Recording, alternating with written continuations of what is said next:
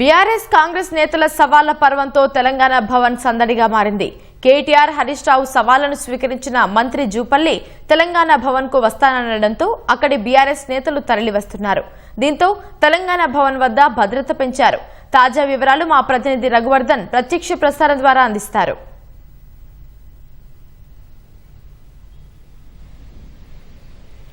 రాష్ట్రంలో గత కొన్నాళ్లుగా సవాళ్లు ప్రతి సవాళ్ల పర్వం కొనసాగుతుంది.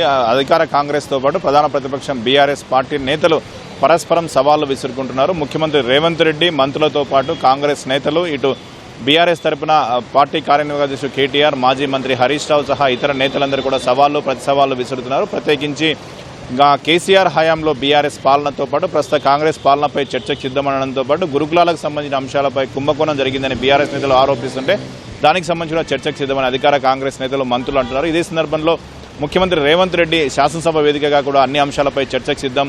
10 ఏళ్ల బీఆర్ఎస్ పాలన, 12 ఏళ్ల నరేంద్ర మోదీ పాలన, 2.5 ఏళ్ల కాంగ్రెస్ పాలనపై చర్చకు సిద్ధమని శాసనసభ వేదికగా సిద్ధమని ప్రకటించిన ముఖ్యమంత్రి ప్రతిపక్ష నేత లేఖ రాయాలని కూడా డిమాండ్ చేశారు. ఈ పరిణామాల నేపథ్యంలోనే నేను బీఆర్ఎస్ కార్యనిర్వాహక అధ్యక్షుడు కేటీఆర్ నిన్న తెలంగాణ భవన్లో మీడియా సమావేశం ఏర్పాటు చేసి అన్ని అంశాలపై ఎక్కడైనా చర్చకు సిద్ధం, ఏ అంశంపైనైనా శాసనసభ వేదికగా కావచ్చు, అశోక్ నగర్ వేదికగా కావచ్చు, వరంగల్ వేదికగా కావచ్చు, ప్రెస్ క్లబ్ వేదికగా కావచ్చు, ఎక్కడైనా సరే చర్చకు సిద్ధమని చివరికి ముఖ్యమంత్రి నివాసం జూబ్లీహిల్స్లో కూడా చర్చకు సిద్ధమని కేటీఆర్ ప్రకటించారు. నిన్న సాయంత్రం మీడియా సమావేశం ఏర్పాటు చేసిన ఎక్సైజ్ శాఖ మంత్రి జూపల్లి కృష్ణారావు చర్చకు తాను వస్తాను, రేపు ఉదయం తెలంగాణ భవన్కు వచ్చి చర్చిస్తాను, అప్పులపై చర్చిద్దాం, అన్ని అంశాలపై ఒక అప్పులపై చర్చిస్తేనే వాస్తవాలన్నీ వెలుగులోకి వస్తాయని జూపల్లి కృష్ణారావు సవాల్ చేశారు. నిన్న ఉదయం మీడియా సమావేశంలో మాట్లాడిన కేటీఆర్ అప్పులకు సంబంధించి కాంగ్రెస్ నేతలు ఉద్దేశపూర్వకంగా దుష్ప్రచారం చేస్తున్నారు. గత బీఆర్ఎస్ ప్రభుత్వంలో చేసిన అప్పులకు సంబంధించి ఒక్కొక్కరు ఒక మాట మాట్లాడుతూ 8 లక్షల కోట్ల అప్పు, 7 లక్షల కోట్ల అప్పు అంటూ దుష్ప్రచారం చేస్తున్నారని ఆక్షేపించారు. గతంలోనే ఈ విషయాలను తాము వివరించాము, కేంద్ర ప్రభుత్వం కూడా అధికారికంగా ప్రకటించినప్పటికీ కూడా దుష్ప్రచారం చేస్తే మండిపడ్డారు. నికరంగా మొత్తంగా ప్రత్యక్ష అప్పు 3,50,000 కోట్లు చేశారు. అది వారసత్వంగా అందులో 70,000 కోట్ల అప్పు ఉమ్మడి రాష్ట్రం నుంచి వచ్చిన నేపథ్యంలో మొత్తం 2,80,000 కోట్ల అప్పు మాత్రమే బీఆర్ఎస్ హయాంలో చేశాము అని చెప్తున్నారు. ఇదే సందర్భంలో ఇటు రాష్ట్ర ప్రభుత్వం, ప్రస్తుత కాంగ్రెస్ ప్రభుత్వం కూడా 2.5 ఏళ్లలో భారీగా అప్పులు చేసింది. కేసీఆర్ హయాంలో అప్పులు చేసి ప్రాజెక్టులతో పాటు భవనాలు, వివిధ ప్రాజెక్టుల పనులు చేపట్టామని, మౌలిక వసతుల ప్రాజెక్టులు చేపట్టాము.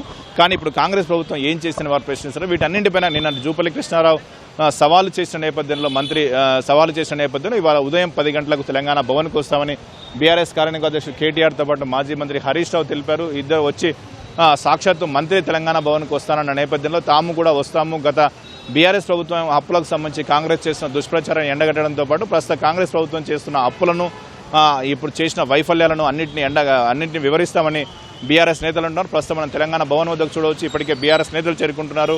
మాజీ మంత్రి శ్రీనివాస్ గౌడ్తో పాటు ఇతర నేతలందరూ తెలంగాణ భవన్కు వచ్చారు. కాసేపట్లో కేటీఆర్, హరీష్ రావు కూడా తెలంగాణ భవన్కు వచ్చే అవకాశం ఉంది. ఈ పరిణామాల నేపథ్యంలో తెలంగాణ భవన్ వద్ద ముందు జాగ్రత్తగా పోలీసులు భద్రతను పెంచారు. పోలీసు బలగాలను కూడా పెంచిన పరిస్థితి కనిపిస్తుంది.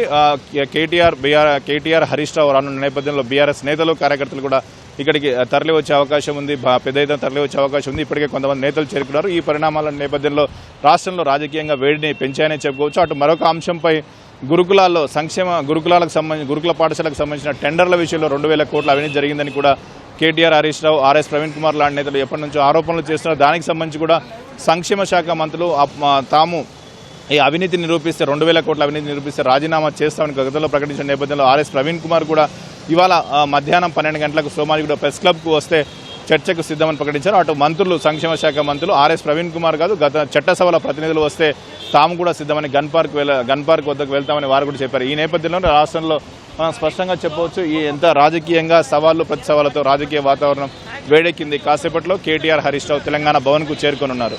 Over to studio.